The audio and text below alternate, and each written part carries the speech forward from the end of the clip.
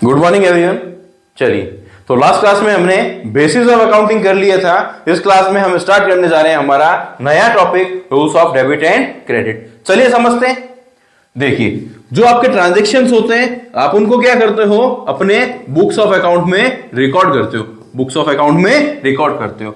तो जो ट्रांजैक्शन आप बुक्स ऑफ अकाउंट में रिकॉर्ड करते हो, इन ट्रांजैक्शन पे जो रूल्स आप क्या करते हो, अप्लाई करते हो, उसी रूल्स को बोल दिया जाता है आपका rules of debit and credit. Rules of debit and credit यानी ऐसे जो ट्रांजैक्शन है उनको आप बुक्स ऑफ अकाउंट में रिकॉर्ड करते हो एविडेंसेस के आधार पर, और जिन एविडेंसेस के आधार पर और जिन ट्रांजैक्शंस को आप रिकॉर्ड करते हो उस पे जो रूल्स अप्लाई होंगे उन्हीं को बोल दिया जाता है रूल्स ऑफ डेबिट और क्रेडिट। अब जब आप ट्रांजैक्शन को रिकॉर्ड करोगे यानी जर्नल एंट्रीज करोगे और उसके बाद रिकॉर्ड करने के बाद उन ट्रांजैक्शंस को आप स्पेसिफिक अकाउंट में ट्रांसफर कर देते हो, पोस्टिंग जो कर देते हो उसको क्या बोल दिया गया, लेजर बोल दिया गया। लेजर में क्या होता है, आप स्पेसिफिक अकाउंट मेंटेन करते हो। सर अकाउंट क्या होता है, एक टी शेप आपका फॉर्मेट होगा जो आपको यह बताएगा कि इस अकाउंट का कितना बैलेंस है,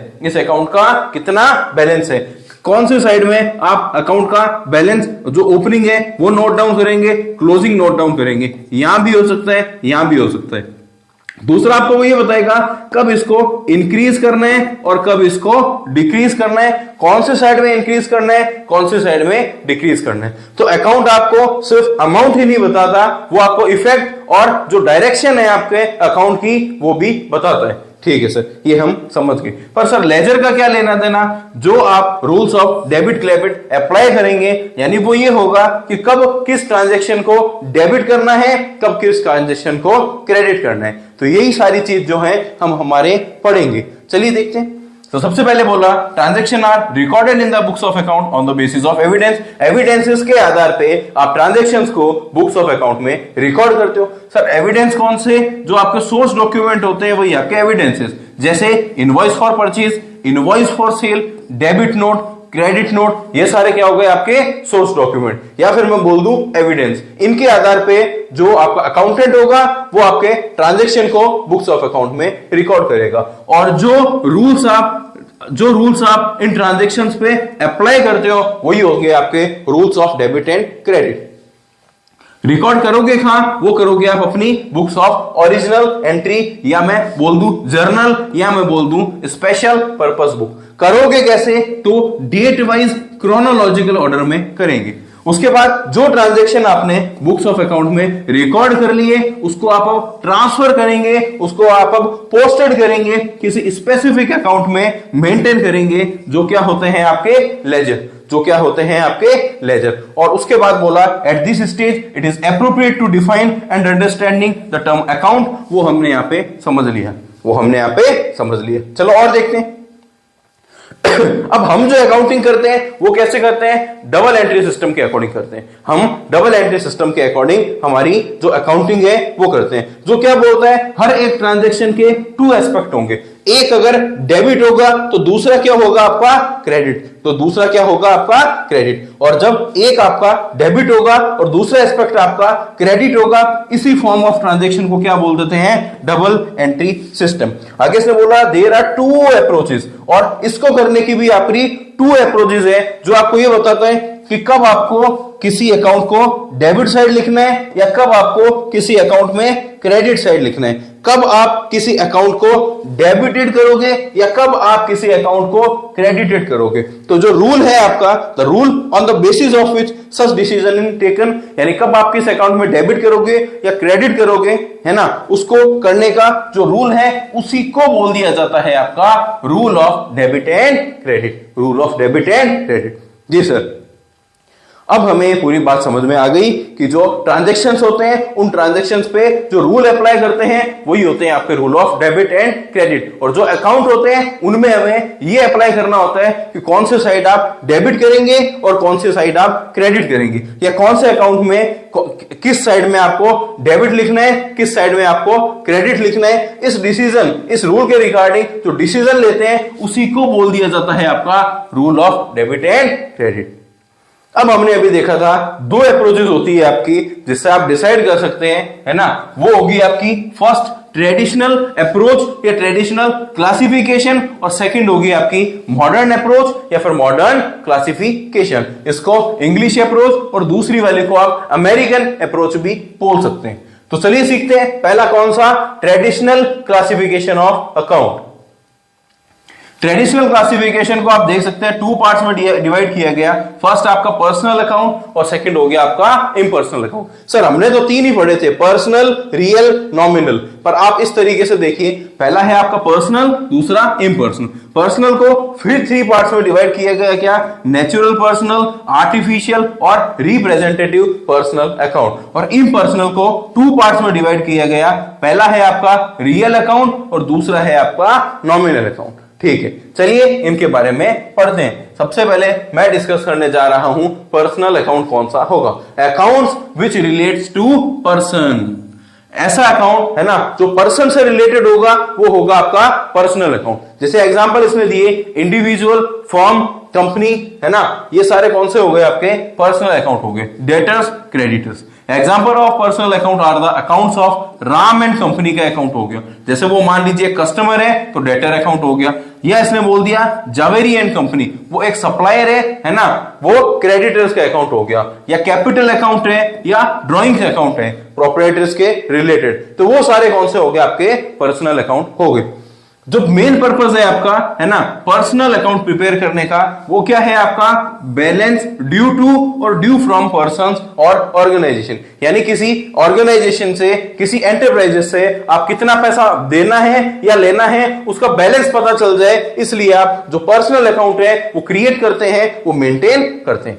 अब हमने पढ़ा था पर्सनल अकाउंट के भी आपके थ्री पार्ट्स हैं। फर्स्ट कौन सा, नेचुरल पर्सनल अकाउंट। देखते हैं क्या बोलते हैं ये कौन से अकाउंट होते हैं। तो इसने बोला the term natural person means person who are creation of God.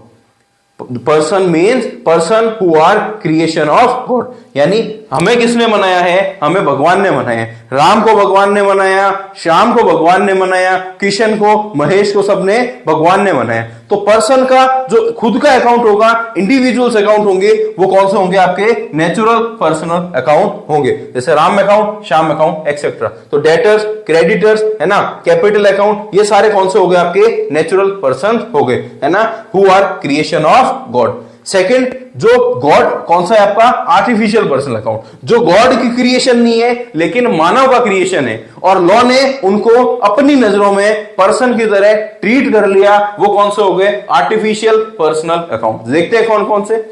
These account includes account of corporate bodies और इंस्टीट्यूशन। कॉर्पोरेट बॉडीज और इंस्टीट्यूशन के जो अकाउंट होंगे, है ना, which are recognised as person, जिनको बिजनेस डीलिंग्स में पर्सन की तरह रिकॉग्नाइज किए जाते हैं, वो होंगे आपके आर्टिफिशियल पर्सनल अकाउंट। जो असली में पर्सन नहीं है, जिनको बिजनेस डीलिंग्स में या लॉ में पर्सन की तरह ट्रीट किया जाता है, वो आर्टिफिशियल पर्सनल अकाउंट आपके हो गए। जैसे लिमिटेड कंपनी, कंपनी असली में जीती जागती नहीं है लेकिन लॉ की नजर में ये एक सेपरेट एंटिटी है, इसलिए हम इसको पर्सनल अकाउंट में मानेंगे। Account of club, account of corporate society, ये हो गए हमारे आर्टिफिशियल पर्सनल के एग्जांपल। तो तीन हमने देखे थे पर्सनल अकाउंट में। First natural personal account, second artificial personal account और थर्ड हो गया आपका रिप्रेजेंटेटिव पर्सनल अकाउंट। ऐसे अकाउंट जो आपको, जो किसी सर्टेन पर्सन को या ग्रुप ऑफ पर्सन को क्या कर रहे हैं, रिप्रेजेंट कर रहे हैं, वो आपके रिप्रेजेंटेटिव पर्सनल अकाउंट हो गए। एग्जांपल्स हो गए आपके आउटस्टैंडिंग, प्रीपेड, अक्रूड और अनर्न, ये सारे किसके हो गए, आपके रिप्रेजेंटेटिव पर्सनल अकाउंट के एग्जांपल हो गए। ठीक है सर, हमें समझ में आ गया। तो फर्स्ट हमने पर्सनल अकाउंट और उसके जो थ्री पार्ट्स थे वो कवर कर लिया। सेकंड हम करने जा रहे हैं इम्पर्सनल अकाउंट। देखते हैं account which are not personal. अब ऐसे अकाउंट जो पर्सनल अकाउंट नहीं है वो क्या हो गए आपके इम्पर्सनल अकाउंट, यानी जो क्रिएशन ऑफ गॉड नहीं है या लॉ या किसी की भी नजरों में जो पर्सन नहीं है, वो कौन से हो गए आपके इम्पर्सनल अकाउंट हो गए। एग्जाम्पल जैसे आपका machinery account, cash account, rent account, ये सारे कौन से हो गए आपके इम्पर्सनल अकाउंट हो गए। अब इम्पर्सनल को वापस से दो पार्ट में बांटा गया, वो कौन कौन से आपके, real account, nominal account. Real account और नॉमिनल अकाउंट। रियल अकाउंट देखते हैं क्या होते हैं। Accounts, real accounts are the accounts which related to tangible और intangible assets of the firm. ऐसा अकाउंट जो किसी फर्म की टेंजिबल और इनटेंजिबल एसेट से क्या है, रिलेटेड है, वो कौन से हो गए आपके real account. Excluding debtors, excluding debtors क्यों बोल दिया, क्योंकि जो डेटर है वो आपके किस में जाएंगे, वो किस में जाएंगे, पर्सनल में। तो सारी एसेट्स डेटर्स को छोड़ के जो है वो आपकी रियल अकाउंट्स में आएगी। Example of tangible assets, land, building, investment, plant, machinery, stock, cash etcetera, ये सारे किसमें हो गए आपके रियल अकाउंट में। अब एग्जाम्पल ऑफ इनटेंजिबल एसेट्स क्या हो गए, गुडविल, पेटेंट, ट्रेडमार्क, ठीक है, और कंप्यूटर सॉफ्टवेयर, ये सारे कौन से हो गए आपके इनटेंजिबल एसेट्स के एग्जाम्पल। चलिए, तो सर ये हमें समझ में आ गई, जो एसेट्स है वो आपके रियल अकाउंट से रिलेटेड होगी, तो उनका अकाउंट कौन सा होगा आपका रियल। अब हम बात करेंगे नॉमिनल अकाउंट की, accounts which related to expenses, losses, gains. Expenses, losses, gain और रेवेन्यू, वो कौन से होंगे आपके नॉमिनल अकाउंट। यानी ऐसे अकाउंट जो एक्सपेंस अकाउंट है ना, प्रॉफिट का, गेन का, लॉस का, इनका अकाउंट है, तो वो नॉमिनल अकाउंट माने जाएंगे। एग्जांपल, सैलरी का अकाउंट, परचेज का अकाउंट, इंटरेस्ट पेड का, सेल्स का, कमीशन रिसीव्ड अकाउंट, ये सारे कौन से हो गए आपके, ये हो गए आपके नॉमिनल अकाउंट। एक बात इसने बोली, the net result of all the nominal account is profit और लॉस। ये तो हमने P&L से ही सीख रखा है क्या, कि जो नेट रिजल्ट होता है सारे एक्सपेंसेस का और इनकम्स का, वो आपका क्या आता है, वो प्रॉफिट आता है, और उस प्रॉफिट को हम बैलेंस शीट में कैपिटल साइड में क्या कर देते हैं, कैपिटल में प्लस कर देते हैं। वही ये बात कर रहा है, the net result of all the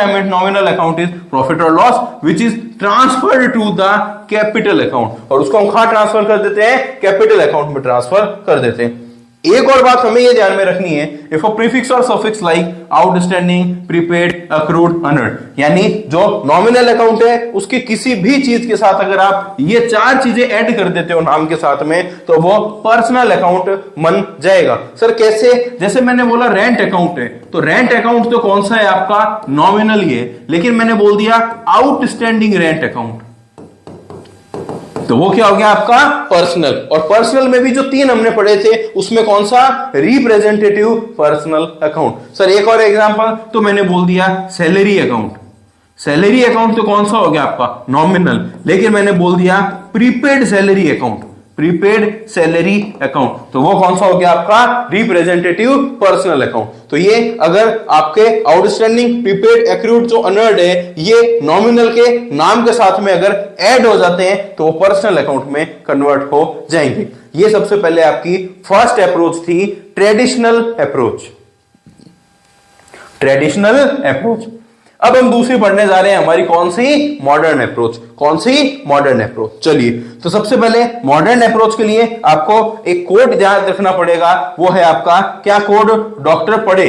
आपको एक डॉक्टर साहब का नाम याद रखना है, वो क्या है आपका, डॉक्टर पढ़े। सर डॉक्टर से क्या मतलब है, डॉक्टर से मतलब है आपका डेबिट बैलेंस। किस किस का डेबिट बैलेंस, तो पढ़े में सबसे पहले PADE, पी का क्या मतलब हो गया, पी का मतलब हो गया आपका परचेज, ए का क्या मतलब हो गया आपका एसेट्स, डी का क्या मतलब हो गया आपका ड्राइंग्स, और ई का क्या मतलब हो गया, all expenses and losses, all expenses and losses.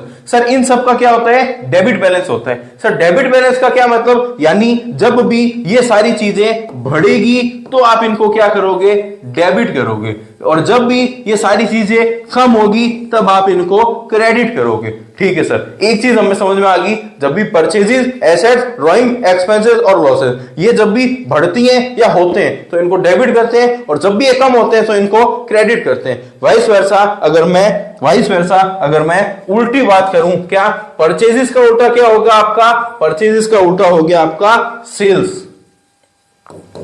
ठीक है सर, एसेट्स का क्या उल्टा हो गया आपका, लाइबिलिटीज।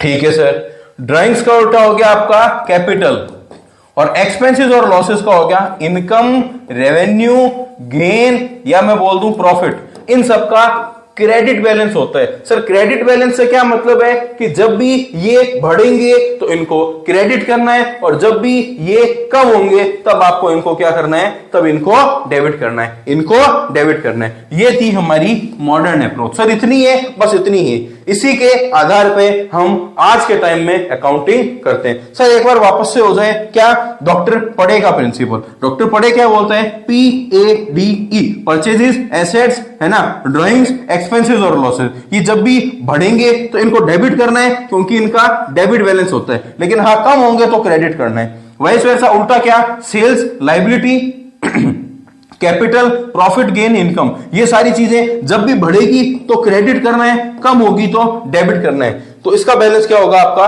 क्रेडिट। जिसका बढ़ेगा उसी बैलेंस से उसको हमें याद में रखना है। इन सबका डेबिट बैलेंस और इन सबका क्रेडिट बैलेंस। बैलेंस से क्या मतलब है, जब भी बढ़ेंगे तब इनको ये करना है, और कम होगा तो अपोजिट कर देना है, जैसे इसको क्रेडिट और उसको डेबिट। तो ये था हमारी मॉडर्न अप्रोच। आई होप आपको समझ में आया होगा। चलिए तो आज के लिए इतना ही, मिलते हैं हम हमारी नेक्स्ट क्लास में, तब तक के लिए धन्यवाद।